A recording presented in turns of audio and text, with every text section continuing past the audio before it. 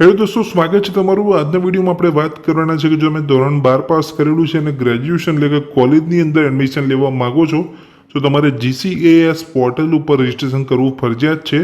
તો શું GCAS portal પર એડમિશન શરૂ થઈ ગયા છે? કોઈ પણ કોલેજ એટલે કે યુનિવર્સિટી અંદર જો તમે એડમિશન લેવા માગતા હોય તો તમારે GCAS પોર્ટલ પર રજીસ્ટ્રેશન કરવું જરૂરી છે। તો GCAS પોર્ટલ પર તમારે એડમિશન જે પ્રોસેસ છે કઈ રીતની છે, તમે કોઈ પણ યુનિવર્સિટીને પસંદ કરીને એડમિશન કઈ રીતે લઈ શકો છો, GCAS પોર્ટલ પર તમારે રજીસ્ટ્રેશન કઈ રીતે કરવાનું છે, એ તમામ માહિતી વિશે તમને આ વિડીયોની અંદર હું વાત કરવાનો છું। જો તમે ચેનલ પર નવા છો તો ચેનલને સબસ્ક્રાઇબ કરી લેજો। ચાલો વિડીયોની શરૂઆત કરીને સૌપ્રથમ જાણીએ કે GCAS પોર્ટલ પર જે એડમિશનની જે પ્રોસેસ છે એ કઈ રીતની હોય છે। GCAS એટલે કે Gujarat common admission service portal એક કોમન પોર્ટલ છે જે તમારે અલગ અલગ યુનિવર્સિટી માટે કોઈ અલગ અલગ વેબસાઇટ પર જવાની જરૂર નથી। તમે એક જ વેબસાઇટથી અલગ અલગ યુનિવર્સિટીની અંદર એડમિશન લઈ શકો છો। તો દોસ્તો, GCAS પોર્ટલની જે એડમિશનની જે પ્રોસેસ છે એ વિશે આપણે વાત કરી લઈએ। તમે જોઈ શકો છો GCAS એડમિશન જે અહીંયા તમે જોવા મળે છે તેની અંદર 5 સ્ટેપની અંદર પ્રોસેસ હોય છે। જેની અંદર પહેલા સ્ટેપની અંદર તમે જોઈ શકો છો ફોર્મ ફિલિંગ હોય છે। સેકન્ડ સ્ટેપની અંદર ફોર્મ વેરિફિકેશન થાય છે, એટલે કે જે તમે ફોર્મ ફિલિંગની અંદર જે ડોક્યુમેન્ટ તમે અપલોડ કરો છો તેનું તે વેરિફિકેશન થાય છે, એટલે સેકન્ડ સ્ટેપની અંદર ફોર્મ વેરિફિકેશન થાય છે। થર્ડ સ્ટેપની અંદર મેરિટ લિસ્ટ અહીંયા બહાર પડતું હોય છે, જે તમે કોલેજ યુનિવર્સિટી પસંદ કરી હોય છે તો તેની અંદર તમારે જે પણ પર્સન્ટેજ હોય છે એ પ્રમાણે જો અહીંયા મેરિટ લિસ્ટ કોલેજ બહાર પડતી હોય છે। જો મેરિટ લિસ્ટની અંદર તમારું નામ હોય તો તમારું અહીંયા કોલેજ કે યુનિવર્સિટી અંદર સિલેક્શન થઈ જતું હોય છે। બાદ આગળનું અહીંયા સ્ટેપ આવતું હોય છે ઓફર કન્ફર્મેશન। જો તમારું સિલેક્શન થઈ ગયું છે એ યુનિવર્સિટી કોલેજ દ્વારા તમને અહીંયા ઓફર આપવામાં આવતી હોય છે તો તમારે તે OTP દ્વારા અહીંયા ઓફરને કન્ફર્મ કરવાની હોય છે અને ત્યારબાદ લાસ્ટ સ્ટેપની અંદર તમારે એ કોલેજ કે યુનિવર્સિટીને જોઈન કરવાની હોય છે, એટલે ત્યાં રિપોર્ટિંગ કરવાનું હોય છે। તો આ રીતે GCAS પોર્ટલ દ્વારા તમે કોઈ પણ યુનિવર્સિટી કોલેજની અંદર એડમિશન અહીંયા ઇઝીલી લઈ શકો છો। તો હવે આપણે વાત કરીએ પહેલા સ્ટેપ વિશે, ફોર્મ ફિલિંગ વિશે। વાત કરીએ ફોર્મ ફિલિંગની જે પ્રોસેસ છે એ વિશે, તો તમે જોઈ શકો છો ફોર્મ ફિલિંગની અંદર સૌપ્રથમ તો આપણે GCAS પોર્ટલ એટલે કે Gujarat common admission service portal પર રજીસ્ટ્રેશન કરવું જરૂરી છે। તો રજીસ્ટ્રેશન કરવા માટે તમે જોઈ શકો છો પહેલા સ્ટેપની અંદર તમારે ક્વિક રજીસ્ટ્રેશન કરવાનું છે। રજીસ્ટ્રેશન કરી લીધા પછી તમારે અહીંયા પોર્ટલ પર અમુક ફીસ તમારે અહીંયા ચૂકવવાની રહેશે। તો સેકન્ડ સ્ટેપની અંદર તમે જોઈ શકો છો પેઇંગ રજીસ્ટ્રેશન ફીસ। ત્રીજા સ્ટેપની અંદર તમે જોઈ શકો છો ફિલિંગ બેઝિક ડિટેલ્સ, તમારી જે અહીંયા બેઝિક ડિટેલ્સ છે તમારે અહીંયા આપવાની હોય છે। ચોથા સ્ટેપની અંદર તમારે ફિલિંગ એકેડેમિક ડિટેલ્સ, એટલે જે તમારી પાછલો જે અહીંયા અભ્યાસ તમે કરેલો છે તેની માહિતી તમારે આપવાની હોય છે। જો તમે ગ્રેજ્યુએશન કરેલું છે તો કોલેજની માહિતી તમારે અહીંયા ડિટેલ્સ અહીંયા આપવાની હોય છે। જો તમે 12 પાસ કરેલું હોય છે અને તમે ગ્રેજ્યુએશન કરવા માંગો છો તો 12 પાસની લગતી જે માહિતી છે તમારી એકેડેમિક ડિટેલ્સ તમારે અહીંયા આપવાની હોય છે। ત્યારબાદ તમારે લાસ્ટ સ્ટેપની અંદર તમારે જે પણ કોલેજ કે યુનિવર્સિટીની અંદર તમે એડમિશન લેવા માગો છો એ તમારે પસંદ કરવાની હોય છે। જે ફોર્મ ફિલિંગનું લાસ્ટ સ્ટેપ છે જેની અંદર તમારું ફાઇનલ સબમિશન થઈ જશે તો અહીંયા તમારું ફોર્મ ફિલિંગની અંદર રજિસ્ટ્રેશન આ રીતે 5 સ્ટેપની અંદર થતું હોય છે।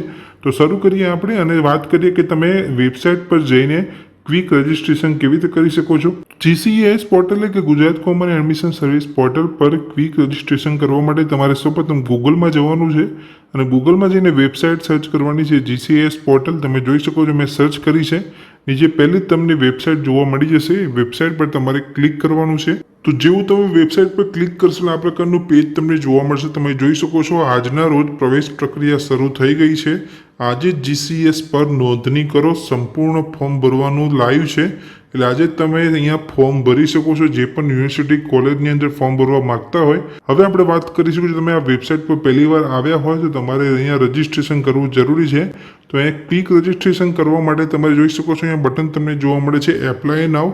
એ એપ્લાય નાઉના બટન પર તમારે ક્લિક કરવાનું છે। જેવું તમે એપ્લાય નાઉના બટન પર ક્લિક કરશો એટલે ક્વિક રજીસ્ટ્રેશનનું ફોર્મ અહીંયા ઓપન થઈ જશે। તમે જોઈ શકો છો પહેલું તમને અહીંયા જોવા મળે છે ક્વિક રજીસ્ટ્રેશન। ક્વિક રજીસ્ટ્રેશન જેવું તમે અહીંયા જોશો તો નીચે તમારે જવાનું છે, અહીંયા તમારો પ્રોગ્રામ ટાઈપ તમારે અહીંયા સિલેક્ટ કરવાનો છે કે તમે કયા કોર્સ પ્રોગ્રામની અંદર જોઈન થવા માંગો છો। તો પ્લીઝ સિલેક્ટના ઓપ્શન પર જેવું તમે ક્લિક કરશો એટલે આ પ્રકારનું પેજ તમને અહીંયા ઓપન થશે। તમે જોઈ શકો છો અંડર ગ્રેજ્યુએટ, જો તમે ધોરણ 12 પાસ કરેલું છે અને ગ્રેજ્યુએશન કરવા માંગો છો તો અંડર ગ્રેજ્યુએટ તમારે અહીંયા સિલેક્ટ કરવાનું છે। જો તમે ગ્રેજ્યુએશન કરેલું છે અને પોસ્ટ ગ્રેજ્યુએશન કરવા માંગો છો તો તમારે પોસ્ટ ગ્રેજ્યુએશનનો જે કોર્સ હોય એ તમારે પસંદ કરવાનો છે।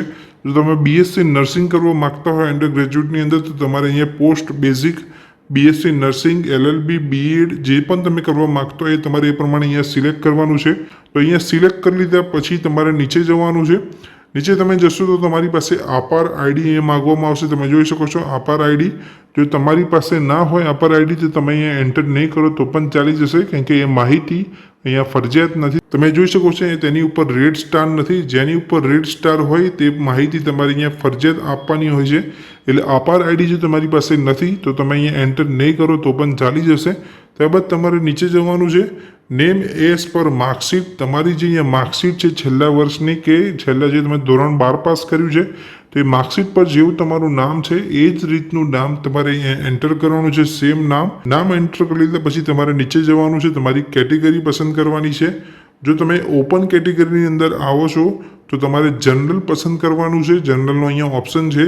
બાકી અન્ય કોઈ જાતિ હોય તો તમારે અન્ય અહીંયા SC, BC, ST, EWS જે પણ આવતા હોય કેટેગરીની અંદર એ કેટેગરી તમારે અહીંયા પસંદ કરવાની છે. પણ જો ઓપનમાં આવતા હોય તો તમારે જનરલ પસંદ કરવાનું છે.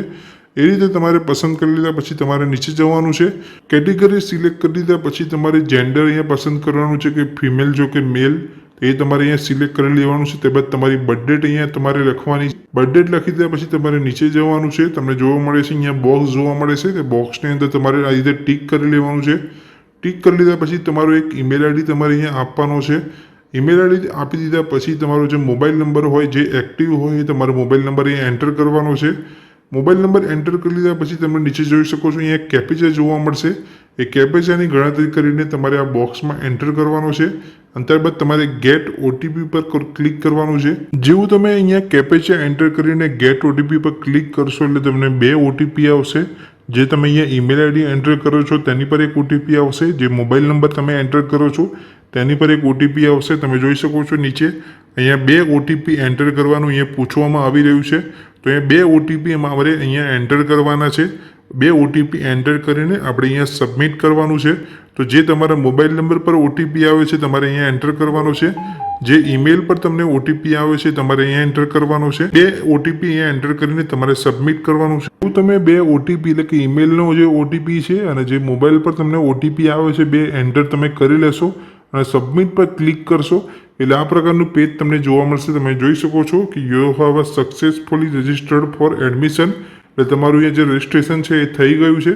જેવું તમારું અહીંયા રજિસ્ટ્રેશન થઈ જશે એટલે તમારા મોબાઈલ પર તમને એક યુઝર નેમ અને પાસવર્ડ આપવામાં આવશે. જેની મદદથી તમે પોર્ટલ પર જઈને કોઈ પણ યુનિવર્સિટી કે કોલેજની અંદર ઓનલાઈન તમે ફોર્મ ભરી શકો છો.